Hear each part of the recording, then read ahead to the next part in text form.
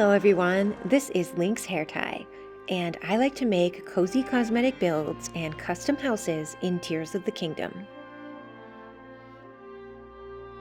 Today, I'm going to show you how I created a custom Korok Playground in the sky at the highest point in Hyrule, this sky island above Lookout Landing. This video was requested by my biggest and probably my only fan, so if you go by the username HotMeat, I kinda want to ask you why. And also this video is for you. Thank you so much for being you. This is not going to be a tutorial. I'm just going to show you my journey step by step, explaining as best I can. So let's start at the beginning because this was a long road. I do a lot of my testing in Terrytown, mostly because it's somehow the literal only place in the world where I can detach things. Pelison has bankrupted me. I like to keep unique building parts on hand, so I unfused this board to use as a measuring stick. It's about as wide as the island. That gave me a reference point so I could scale the rooms that I wanted to make on each leaf of the Star Island. I messed around with my swing design a lot. You can't usually make a continuous loop without using glitches, and that's why the flower spears that hold up my swing are unattached on one side. I discovered that adding this sturdy log on top provided the best stability for the construct head. And because it was wider than the central hole of the island, it also helped me not lose the swing down the hole while I was auto-building it. But more on that later. With my room designs in place, I needed to test if I could get up to the sky at all, let alone the highest point on the entire map. My plan was super simple, just rockets and hoverstones. I know some people comment on my builds, assuming that I'm making mind-blowing vehicles to carry my stuff, but the truth is I don't usually have space to build a complicated machine. The stuff that I'm hauling takes up most of the part limit. In this build, I knew I wanted to carry 6 Koroks and 12 items, which only left space for 2 hoverstones and 1 rocket at a time. Hoverstones aren't that great at carrying heavy stuff, so I stayed away from heavier materials and just hoped that it would fly. And it did. In my test flight, I saw that each rocket gave me about 30 to 40 meters of height. Based on the map coordinates, the Star Island was about 3,000 meters high. Under the most conservative estimates, 100 rockets would definitely get me there. Well, at least I had confirmed it was possible. Before heading out, I created this rotating star piece using a glitch called Q-linking, which allows me to make the star look like it's floating. You could also use a technique known as nudging to get the same effect without glitches. Next, I recall locked these decorative weapons, which means the equipment will still be there even if I load a different save or travel far away. Honestly, that little fairy light effect was totally worth it. All of these glitches work on the latest version of the game, and I'll put tutorial links in the description. Finally, I was ready to start my journey in Terrytown. Well, actually, first I went to Cephla Cave to get this message bottle that I can't stop picking up and I have to have for some reason, even though I have to come to this cave every single time. But then I hauled it to Terrytown. I marked my map with the closest Koroks I could pick up along the route to Lookout Landing. There would have been better options here if I hadn't already brought some of the Koroks to their friends.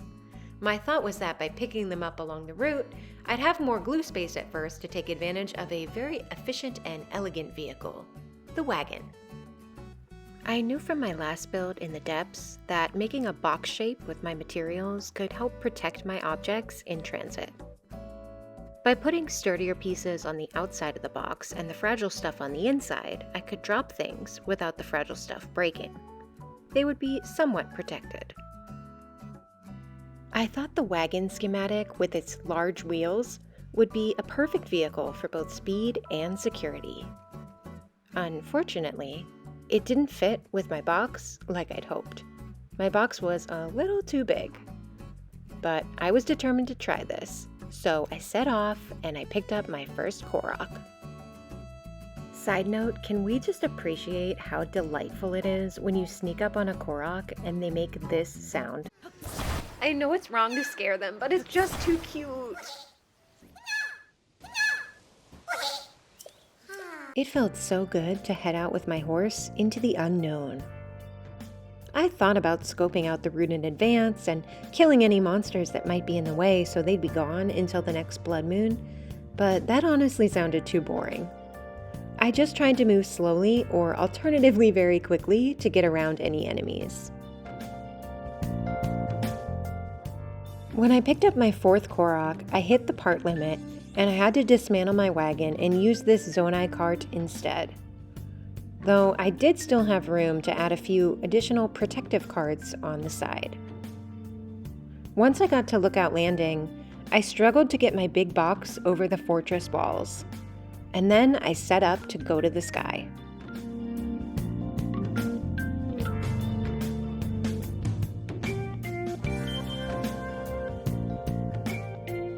Along the way, I got distracted by this weapon on the ground. I did not drop this from my inventory. This was just here, I guess because I recall locked it and probably knocked it off the island with a bomb and didn't realize. In any case, it was a fun surprise.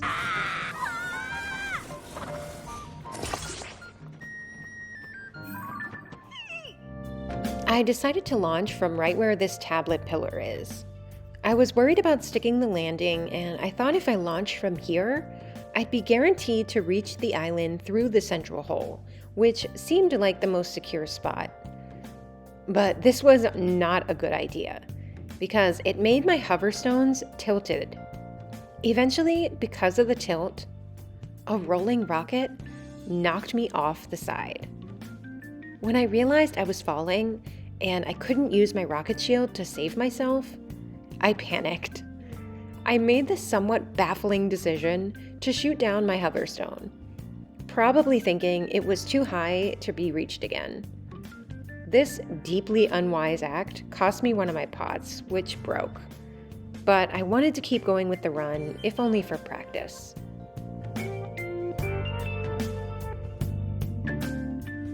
I was worried about the 30-minute time limit on Zonai devices, because if my hoverstones failed, I didn't really have a backup plan. But it was easy to chain the rockets together pretty quickly.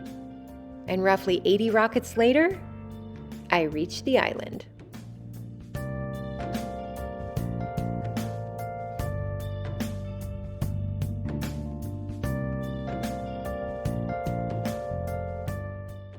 I don't have time to explain everything about item limits, but just know that items built with auto-build Zonite don't count against the drop limit, and items that are glued together will count as one item for the drop limit. I can exploit this by dropping items from my inventory while my stuff from Terrytown is still glued together. When I unglue those items, I will have more than 21 items on the ground, and I add even more by using auto-build. This does mean, however, that if I make a mistake and drop or even just hold something else from my inventory, anything over the limit of 21 can despawn. The last thing on my auto-build list is the swing, and this is where tragedy strikes. I lost it. I lost it down the hole. I personally choose to believe that Koroks do not take fall damage, but I still feel really bad for the little guy. He didn't deserve that. With my Korok and my flower spears gone, this run was dead. And it was back to the surface once more. I stopped in Hateno for a quick snack, and that's when I noticed the lag was getting bad. Look how long it takes these cooking pots to load in. I didn't want to reset the game because I didn't want to lose my recall lock decorations. Seriously, the fairy lights are like 90% of the build. I love these. For my next run, instead of picking up all the Koroks in transit to Lookout Landing, I would pick up some of them ahead of time and bring them with me to Terrytown.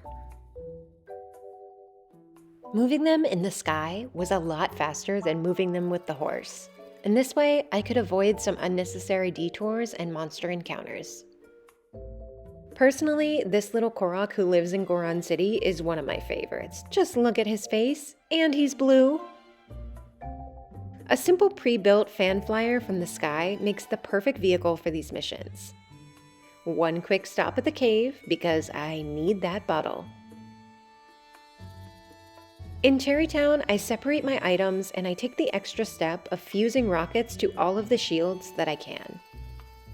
These are good for getting good shots or to help me come back if I fall down. I make a new vehicle using protective zonai carts on the side again, and while it's pretty wobbly and the Koroks complain a lot, it does the job.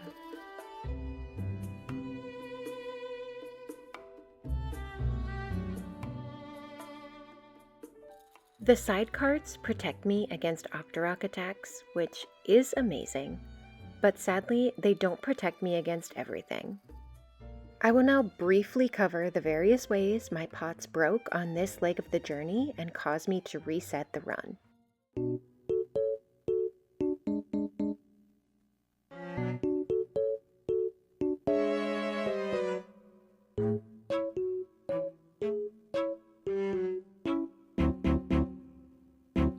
I probably should have just cleared the route of monsters in advance.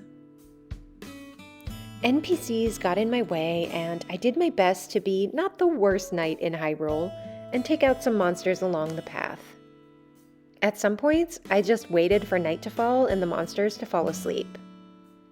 This particular monster camp was terrifying and right next to the road, but thankfully I had an ancient arrow on hand. After each monster encounter, I nervously checked on my pots to make sure everything was still there.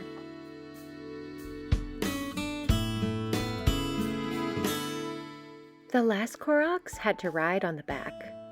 That doesn't look very comfy.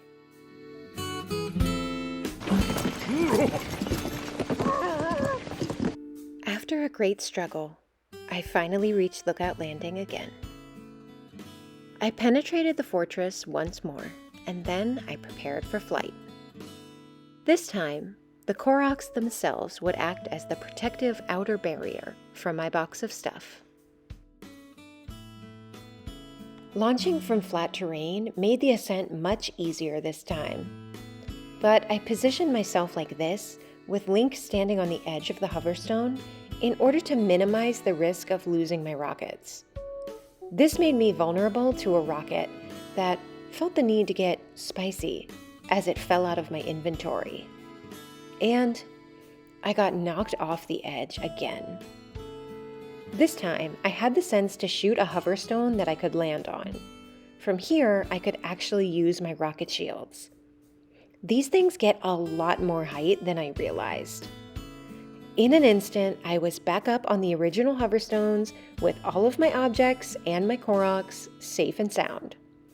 You cannot imagine how relieved I was.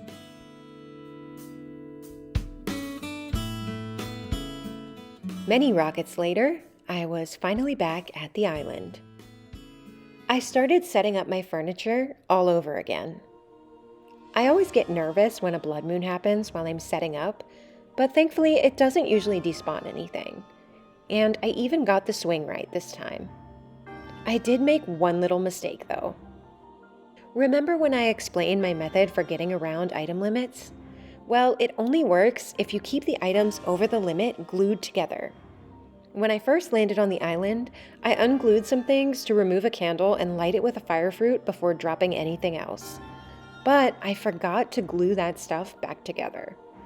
So when I dropped my last item from my inventory, it despawned one of my beanbag chairs.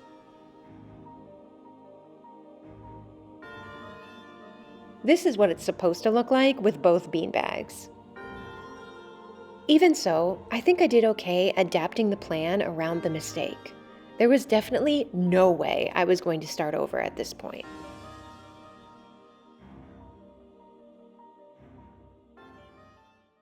Finally, I did it. My paradise, or at least phase 1 of it, was complete. I toured around the island and did some recording, because remember that all of this stuff will disappear if I move too far away or if I reload the game. But I kind of love that though. This Sky Resort is perfect.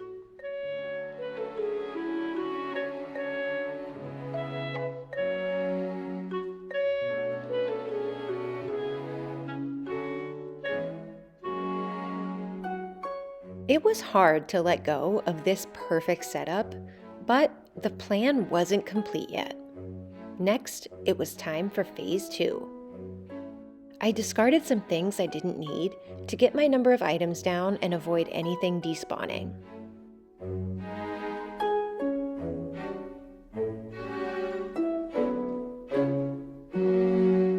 I rearranged the rest and auto-built some bleachers and a light show.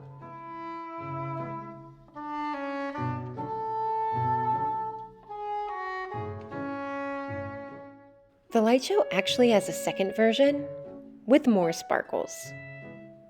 I guess I counted wrong when planning the number of glue connections and went over the limit because building this caused my bleachers to break apart. I tried adapting by pulling in the Gerudo desk piece, but I honestly think this is the weakest part of the build. After recording a few clips, I went back to the single rotating star. I played around with a bunch of different fireworks combinations. I wanted more room to build, so I tried making this firework auto-build recipe behind the bleachers. Obviously, this was not smart. The time bomb, but not the rocket, turned on from the collision with the ground, and I didn't get it out in time, and this happened.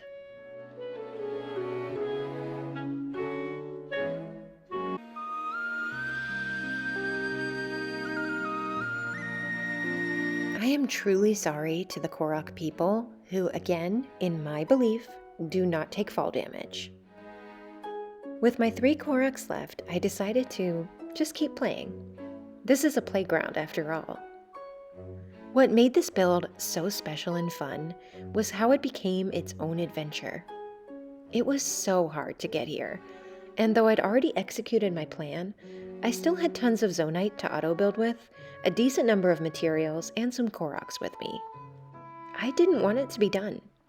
So I made an impromptu Phase 3 of the build, and I recorded some fun shots. This is the first build I've made like this, where it just kept evolving and unfolding, even after such a long struggle to get the initial setup. It was magical. I played around with these tiny bone pieces. They're not the most useful thing for combat, but I've realized that very small items in this game are very rare. And that makes sense. It's going to be easier to grab Zonai devices that are a little bit exaggerated in size. This is one of the hardest parts of making furniture that actually fits for Link or the Koroks. Everything is like a little too big for them, which is adorable. It was only a desire to turn off my Switch so I could pull the memory card and these recordings that motivated me to leave the island. Otherwise, I don't know, I might have just kept it going for a while more. But I knew it was time to leave, and so I decided to celebrate by jumping off the island.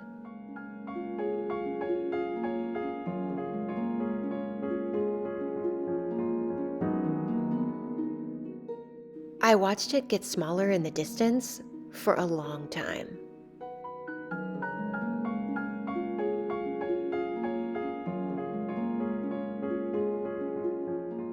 When it disappeared, I was only at the height of the Sky Islands, still so high up. It was a fun reminder of how far I traveled to make this silly little project.